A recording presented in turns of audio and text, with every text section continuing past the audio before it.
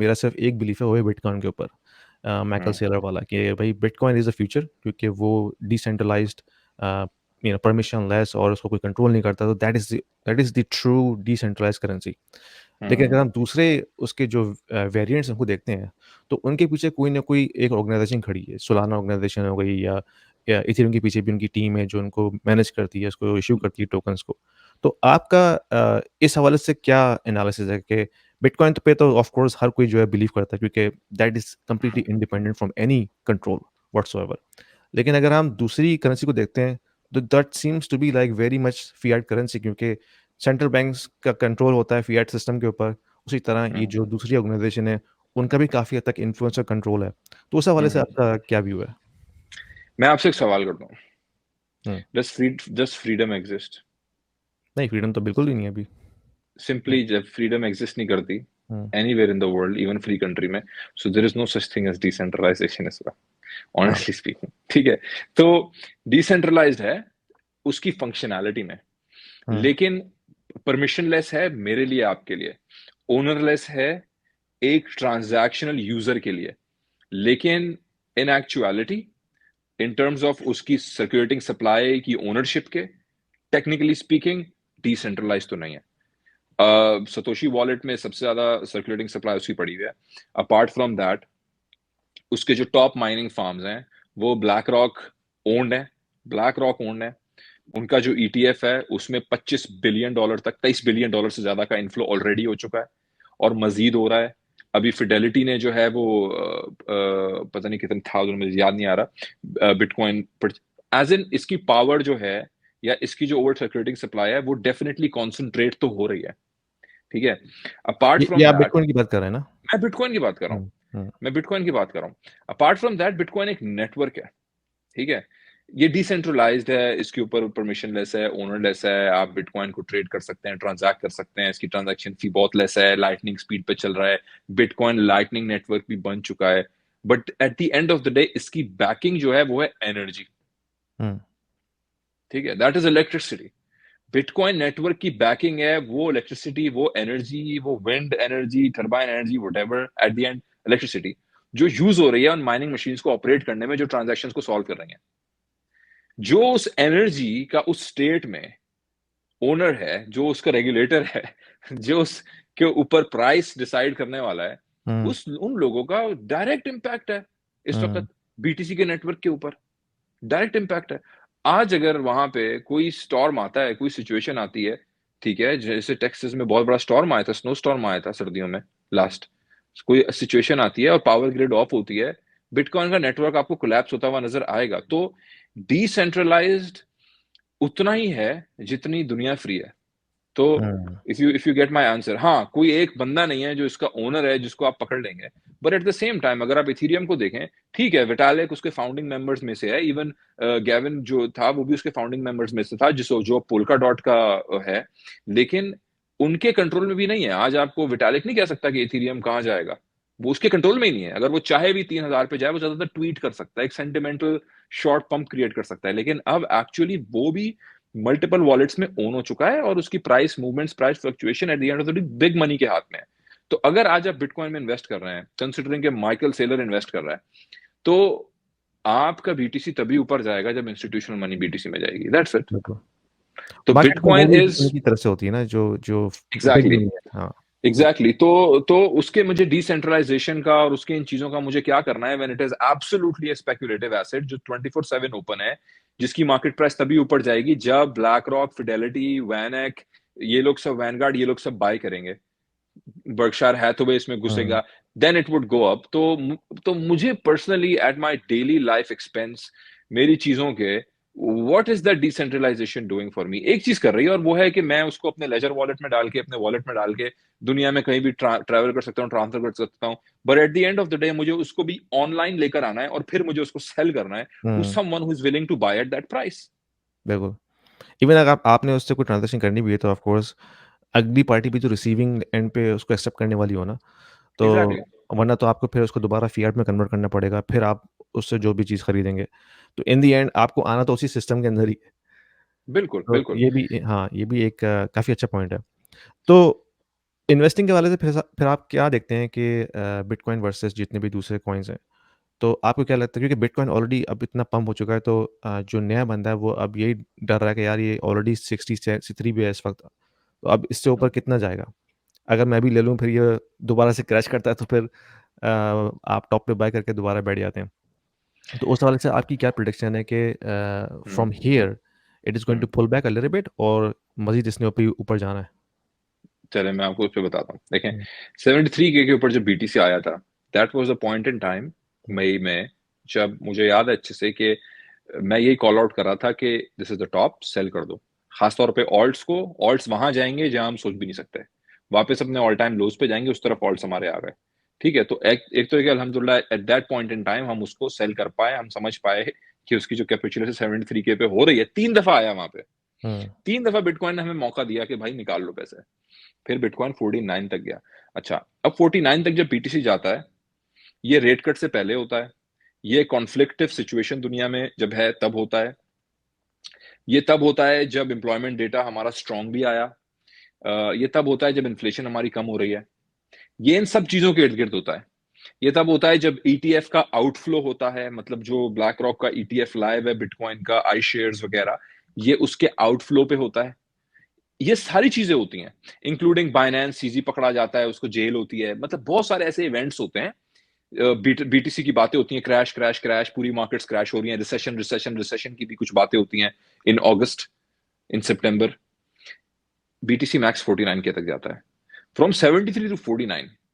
ठीक है, 40 50 60 24,000 नीचे जाता है।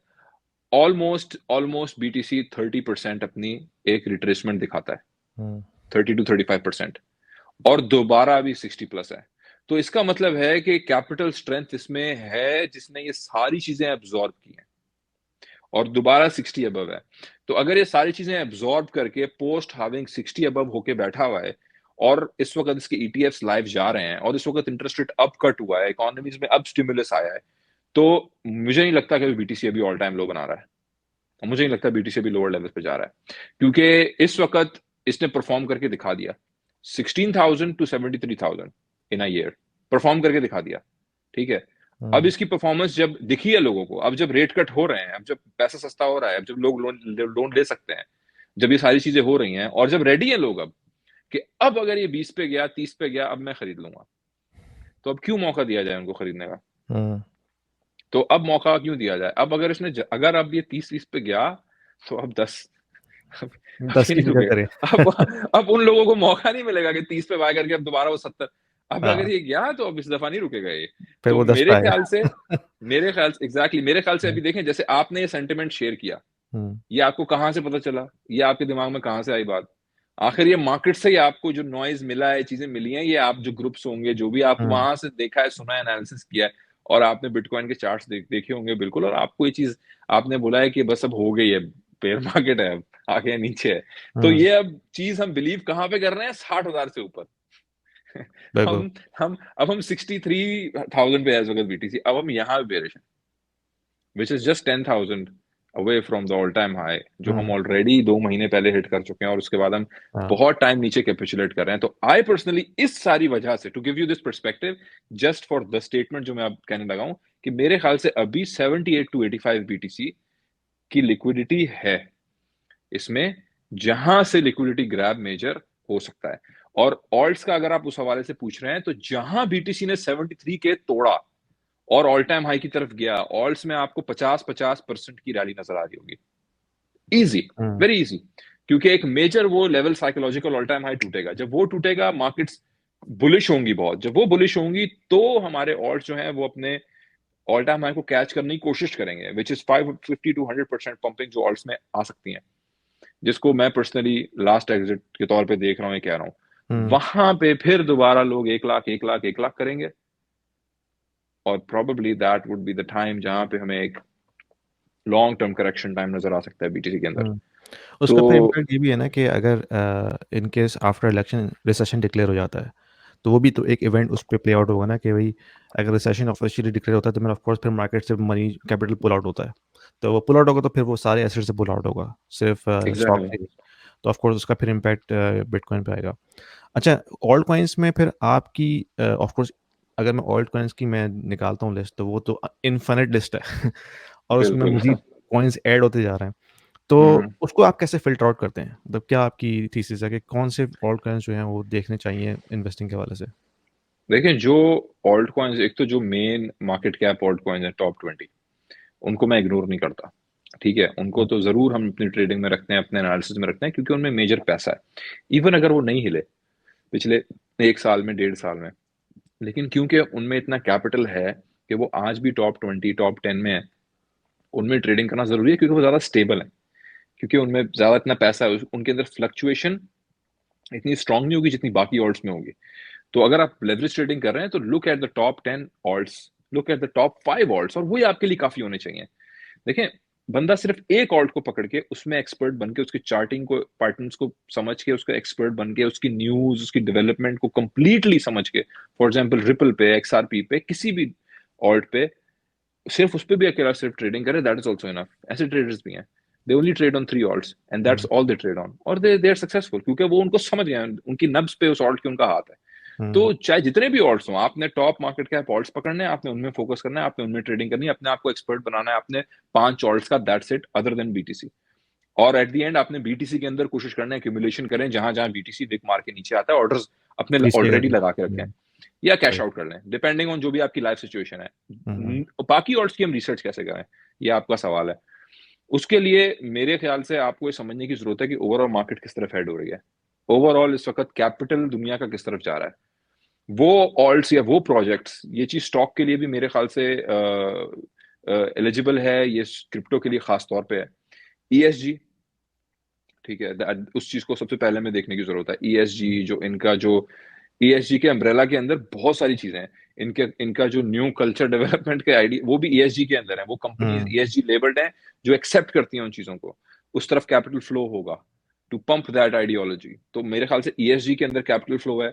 फिर हाँ। आपका जो है वो कार्बन लेकिन अब तो फ्रेंडली भी थोड़ा उसमें आता है। ईएसजी से पीछे चीज़ें हटनी शुरू नहीं हो गई? क्योंकि अभी कुछ दिनों पहले ब्लैक रॉक ने भी जो है अपना ईएसजी का जो उनका वो था ईटीएफ था, वो उन्होंने जो है कैंसिल कर दिया था।